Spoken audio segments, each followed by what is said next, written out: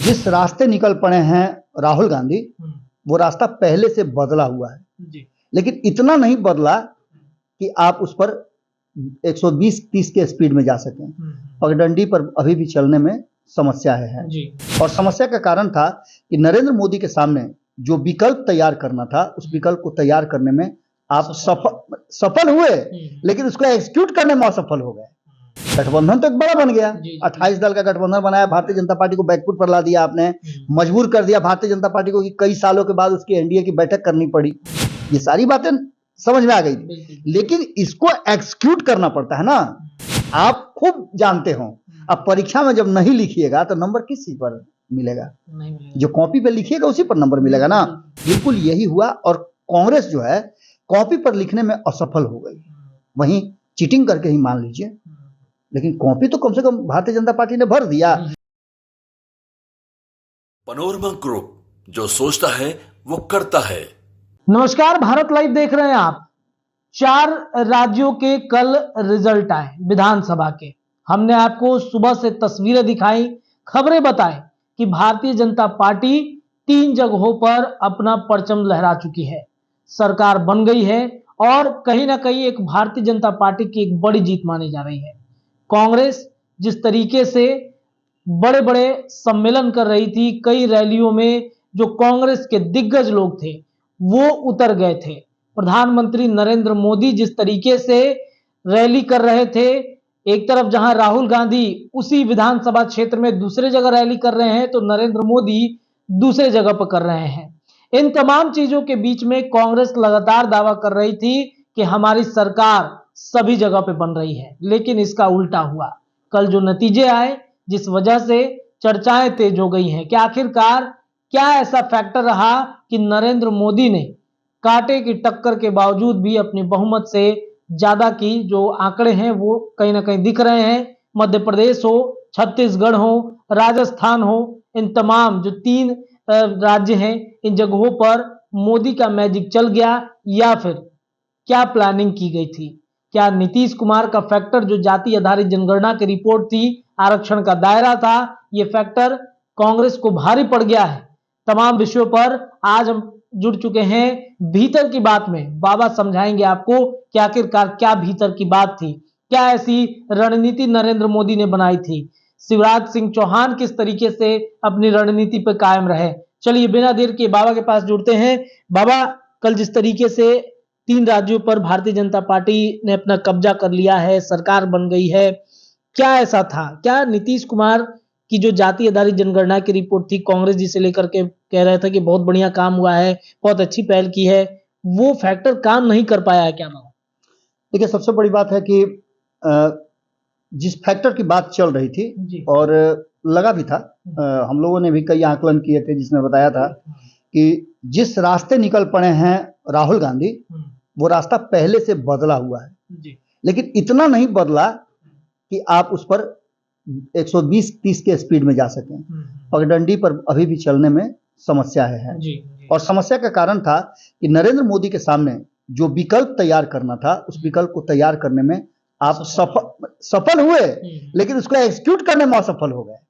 गठबंधन तो एक बड़ा बन गया, 28 दल का गठबंधन बनाया, भारतीय जनता पार्टी को बैकफुट पर ला दिया आपने, मजबूर कर दिया भारतीय जनता पार्टी को कि कई सालों के बाद उसकी एनडीए की बैठक करनी पड़ी। ये सारी बातें समझ में आ गई, लेकिन इसको एग्जीक्यूट करना पड़ता है ना। आप खूब जानते हो, अब परीक्षा में जब नहीं लिखिएगा तो नंबर किस चीज पर मिलेगा? जो कॉपी पे लिखिएगा उसी पर नंबर मिलेगा ना। बिल्कुल यही हुआ और कांग्रेस जो है कॉपी पर लिखने में असफल हो गई, वहीं चीटिंग करके ही मान लीजिए, लेकिन कॉपी तो कम से कम भारतीय जनता पार्टी ने भर दिया। अब सोचिएगा, एक बहुत बड़ी बात है रत्नेश कि भारतीय जनता पार्टी ने इतना बड़ा रिस्क लिया और आप अपने सहयोगियों को 2 सीट नहीं दे सकते हैं। भारतीय जनता पार्टी ने इतना बड़ा रिस्क लिया कि अपने लगभग 20 ऐसे सांसद थे जिनको चुनाव लड़वाया। अब सोचिए, कोई सांसदी छोड़ करके विधायक बनने के लिए आता है, लेकिन उसके पीछे की स्ट्रेटजी थी, स्ट्रेटजी ये थी कि भारतीय जनता पार्टी उस राज्य के लोगों को यह एहसास दिलाना चाहती थी कि हम आपके लिए सोच रहे हैं। जिसका ग्राफ बढ़िया था उसको भेज करके बता रही थी कि अगर ये मंत्री बनेंगे तो आपके लिए बेहतर काम करेंगे। इसका सीधा मतलब था कि भारतीय जनता पार्टी सारी स्ट्रेटजी को अच्छी तरह से समझ गई थी और यहाँ आकर के कहीं ना कहीं मामला जो है उलझता हुआ नजर आया। अच्छा, इसका जो बाबा अब जो रिजल्ट आ गया है, तेलंगाना में कांग्रेस की जीत हुई है कहीं ना कहीं, और देखा जाए तो अगर 3 जगहों पर बीजेपी जीती है तो एक जगह पर कांग्रेस ने अपना परचम लहराया है। आगामी दिनों में जो इंडिया गठबंधन है, 2024 का चुनाव है, इन दोनों गठबंधनों में 2024 पर क्या असर पड़ सकता है बाबा? देखिए रत्नेश, सबसे पहले तो एक बात तो स्वीकार कर लिया है, मैंने ये अच्छी पहल मानी जाएगी लोकतांत्रिक प्रक्रिया में कि कांग्रेस ने अपनी हार स्वीकार कर ली है। लेकिन इंडिया गठबंधन के लोगों ने अपनी हार स्वीकार नहीं की, क्योंकि इसे इंडिया गठबंधन की हार नहीं माना जा रहा है, इसे कांग्रेस की हार माना जा रहा है। तो सबसे पहले भारतीय जनता पार्टी के सामने कांग्रेस का ये सरेंडर है। यहाँ तो एक चीज साफ नजर आ रही है कि कांग्रेस जो है वो कहीं भी सरेंडर करने में टिक नहीं पाई। बहुत सारे दावे थे, बहुत कुछ था, लेकिन टिक नहीं पाई। लेकिन इसके साथ साथ बहुत ऐसे फैक्टर हैं, जैसे आपने कहा कि तेलंगाना में कांग्रेस की सरकार बनी। मुझे तो लगता है कि तेलंगाना की सरकार बनने के बाद इंडिया गठबंधन के कई ऐसे क्षेत्रीय दल हैं जो कांग्रेस से किनारा करेंगे, कि कहीं ऐसा ना हो कि कांग्रेस के साथ हम जाएं और हाँ, अपने राज्य में जब चुनाव हो तो कांग्रेस हमारे विरुद्ध आ जाए, हमारे ही ताकत से ताकतवर हो जाए और आ जाए। आप देख लीजिएगा ना, अखिलेश यादव जो पहले से ही छान पगात उड़ा रहे हैं, मोर्चा खोल दिए हैं। उसके बाद वो छोड़िए ना, आप जिस पर सबसे ज्यादा भरोसा आपने किया उसी को आपने उस गठबंधन से दरकिनार कर दिया, नीतीश कुमार को, जो बेचारे बुढ़ारी में सोच रहे थे कि उम्मीदवारी मिल जाएगी उनको, नरेंद्र मोदी के सामने एक बार उनको भी प्रधानमंत्री का उम्मीदवार घोषित किया जाएगा, संयोजकों तक नहीं आपने बनाया। अब जब आप स्थिति आपकी खराब नजर आने लगी, आपको सुबह सवेरे जब काउंटिंग शुरू हुई पता चल गया, तो आप भड़ाक से डेट घोषित कर देते हैं कि 14 तारीख को आइए हम लोग बैठते हैं, और साथ साथ ये भी कहते हैं आप कि संयोजक बनाएंगे हम और सीट शेयरिंग का फॉर्मूला तय करेंगे। ये सीट शेयरिंग का फॉर्मूला पहले कहने तक तय किया। नीतीश कुमार तो काफी परेशान थे। बिल्कुल, 3 बैठकें समाप्त हुई बाबा, 3 बैठकों में नीतीश कुमार बार बार यही चाहते थे कि भाई सीटवा तो बांट लीजिए, सीटवा तो बांट लीजिए। हम सुबह एक खबर किए थे जिसमें हम बताया था कि जिसकी बंदरिया वही नचावे और दूसरा नचावे तो काटे धावे। नीतीश कुमार की स्ट्रेटजी को समझना बड़ा मुश्किल है। भारतीय जनता पार्टी जो नया मतलब अपना जो रणनीति बना रही है, उसमें एक रणनीति तो साफ नजर आई कि हिंदी पट्टी के राज्यों में और मध्य भारत में आपने देखा कि भारतीय जनता पार्टी ने क्लीन स्वीप किया, कहीं कोई दिक्कत नहीं। अब उसका सीधा निशाना जो है 400 से पार होने का जो दावा किया जा रहा है वो है साउथ के राज्यों में। साउथ के राज्यों के विषय में हमने एक खबर किया है जिसमें हमने बताया है कि किस राज्य में क्या परिस्थिति है, क्या स्थिति है, वो तो हमने ऑलरेडी कर दिया है। क्या फैक्टर रहा होगा उन क्षेत्रों में जीत पर, अगर देखा जाए हिंदी पट्टी के क्षेत्रों में फैक्टर क्या बन पाया जीत का? देखिए, सबसे बड़ा फैक्टर है कि महंगाई को लेकर के ये लोग चले थे, 9 साल के नरेंद्र मोदी के शासन को लेकर चले थे, लेकिन इन सब पर भारी पड़ गया नरेंद्र मोदी का। नीतीश कुमार ने एक आंकड़ा दे दिया कि 82% हिंदू हैं और 18% मुस्लिम हैं। एक फैक्टर तो यही नीतीश कुमार ने दे दिया, भले ही बिहार में आप इसको अलग अलग खाका में रख दिए हो कि ये ओबीसी है, ये ईबीसी है, ये सवर्ण है, ये दलित है, ये महादलित है, ये शेड्यूल ट्राइब है, आप उसको अलग अलग खाने में रख दिए अपने फायदे के हिसाब से। लेकिन भारतीय जनता पार्टी ने उसको पिक किया और एक डाली में सजा करके पूरे हिंदुत्व को, हिंदू समाज को एक जगह रख करके दिखाया कि आप तो 82% हो। एक फैक्टर ये रहा। दूसरा, राम मंदिर का फैक्टर आपको नजर आया होगा। और तीसरा सबसे महत्वपूर्ण बात, जिसकी बार बार आप देखे हुए है कि जदयू के सांसद लोग भी इस बात को लेकर के अपने ढोल पीट रहे हैं कि कोई जाति नहीं, सिर्फ 4 जाति, जिसमें नरेंद्र मोदी ने कहा था कि युवा एक जाति है, गरीब एक जाति है, महिला एक जाति है और किसान एक जाति है। इन 4 जातियों के सिवाय इस देश में और कोई दूसरी जाति नहीं है। मतलब GYMK एक फैक्टर था। बिल्कुल, इस पूरे बात को लेकर के। और सबसे बड़ा बात यह हुआ है कि इन सारे फैक्टर में अंतिम समय में जिस तरह से नीतीश कुमार ने नरेंद्र मोदी के हाथ में वो कलम थमा दिया कि आप इसको टिक लगा दीजिए या कटकुट कर दीजिए, नीतीश कुमार के दिए हुए उस कलम से नरेंद्र मोदी ने भाजपा के नाम पर टिक कर दिया। कौन सा कलम था? वही लाल वाला कलम था। वही लाल वाला कलम था जिसको लेकर के उन्होंने कहा कि महिला प्रजनन को लेकर के उन्होंने कहा। उसके बाद तुरंत उन्होंने दूसरे दिन जीतन राम मांझी का लगा दिया वहां क्लास। और ये दोनों फैक्टर नरेंद्र मोदी ने चुनाव में कहा, मंच से कहा, तीनों जगहों पर कहा। बिल्कुल। इसके साथ साथ कई राज्यों के अलग अलग फैक्टर थे, जहां आप समझिएगा कि एक तरफ जहां नरेंद्र मोदी ने 150 ऐसे विधानसभा क्षेत्र थे जिन पर कवर किया, उन क्षेत्रों को उन्होंने अपने भाषण से, लोगों को प्रभावित करने से, ये सब लेकर के किया, जिसमें से 95 पर जीत दर्ज हुई है भारतीय जनता पार्टी की। ये ग्राफ भी आप उठा के देख लीजिए कितना परसेंट है। इसके अलावे 2018 से बेहतर परिणाम लेकर के आए हैं 2023 में। दोनों के बीच अंतर, बहुत अंतर है, समझे, वोटों का अंतर है, सीट का अंतर है, सब कुछ है। इसके अलावे आपको एक बहुत महत्वपूर्ण चीज बताते हैं कि मध्य प्रदेश में पूरी तरह से बिखरी हुई थी, राजस्थान में पूरी तरह से बिखरी हुई थी। उस भारतीय जनता पार्टी को नरेंद्र मोदी ने, अमित शाह ने और जेपी नड्डा ने मिल करके इस तरह से उसको मैंने पैक किया कि आज आप देखिएगा कि जीतने के बाद इतनी शांति है कि उसका कोई हिसाब नहीं है।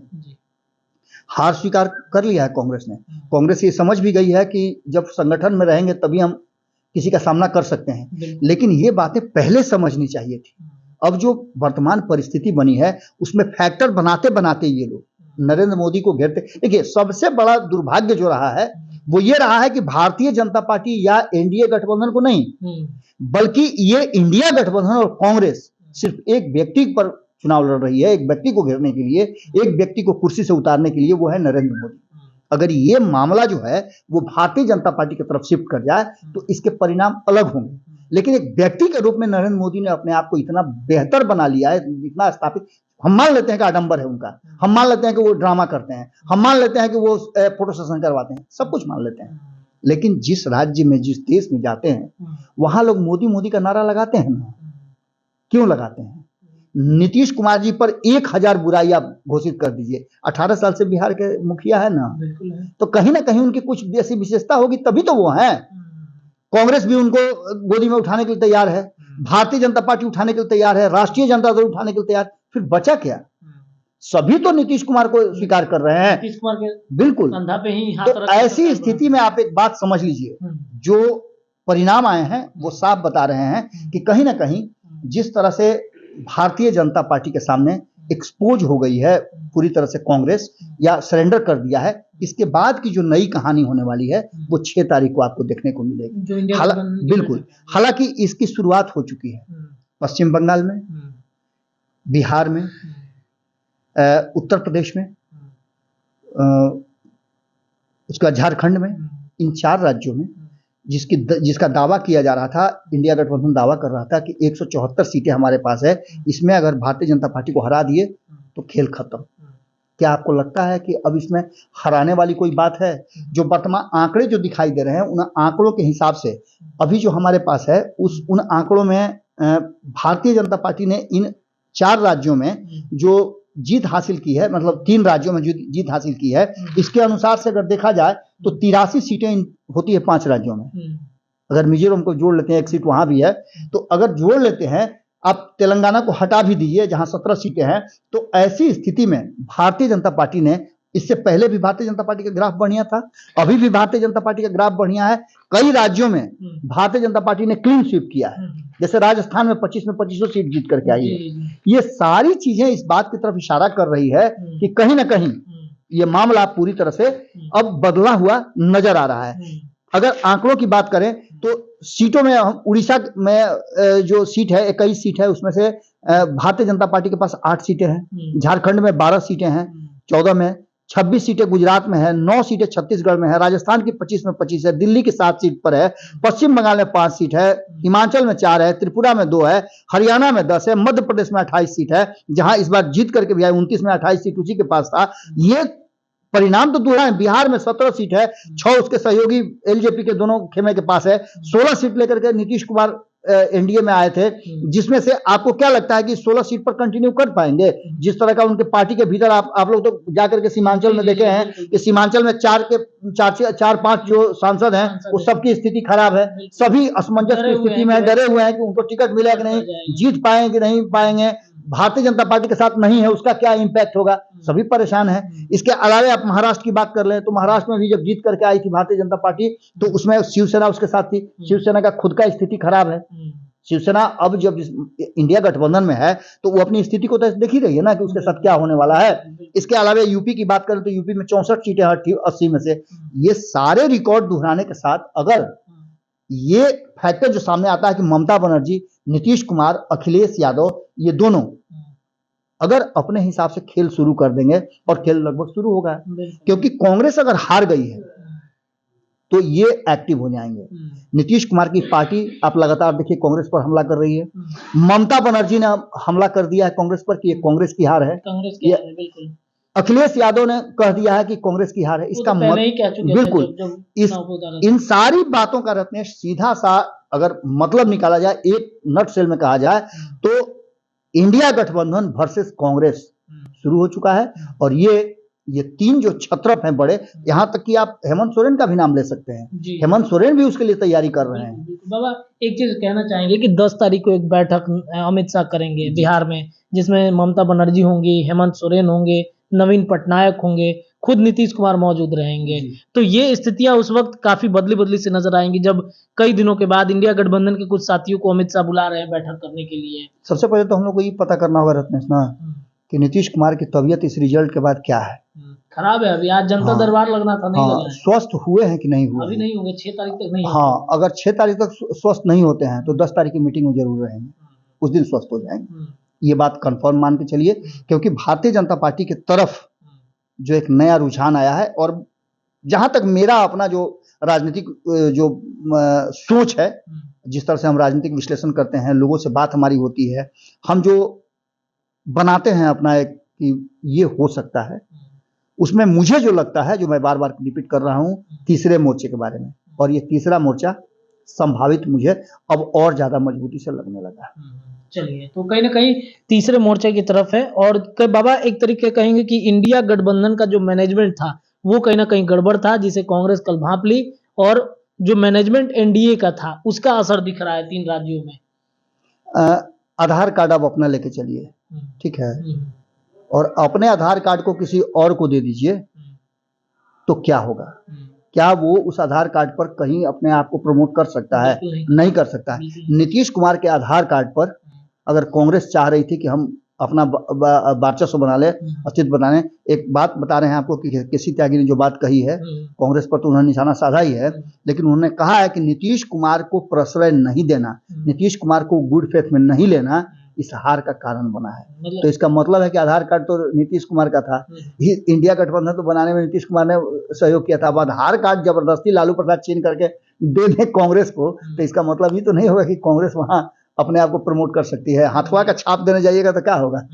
ऐसे भी आपका पंजा निशान है। चलिए, तो कहीं ना कहीं देखिए इंडिया गठबंधन का जो मैनेजमेंट था वो थोड़ा सा गड़बड़ जरूर हुआ है। और अच्छी बात है कि अगर राजनीतिक दृष्टिकोण से देखें तो कांग्रेस ने उससे भांप लिया और एक बड़ी बैठक इंडिया गठबंधन की आगामी 6 तारीख को उसने रख दी है। तो नीतीश कुमार का जो फैक्टर था वो कांग्रेस ने नकारा, और कहीं ना कहीं अब 3 जगहों के बाद 2024 पर सभी राजनीतिक दलों की निगाहें जाके टिक गई हैं। भीतर की बात में इतना है, तमाम विश्लेषण चर्चाएं होती रहेंगी। जुड़े रहिए भारत लाइव के साथ। धन्यवाद। अगर ये वीडियो पसंद आई और वह बिहार के राजनीति और बिहारियत से सरोकार रखेनी तो सब्सक्राइब बटन दबा के चैनल के सब्सक्राइब कर ली। ओजे एगो घंटी बा, ओकरा बटन दबा देला से कुल सटीक और मारक खबर रुआ मुफ्त में मिल जाई। अगर रुआ पत्रकारिता के हमनी के नया प्रयोग में सहयोग कर चाहतानी तो ज्वाइन बटन दबा दी। पेटीएम नंबर नोट कर ली 9386816700। धन्यवाद।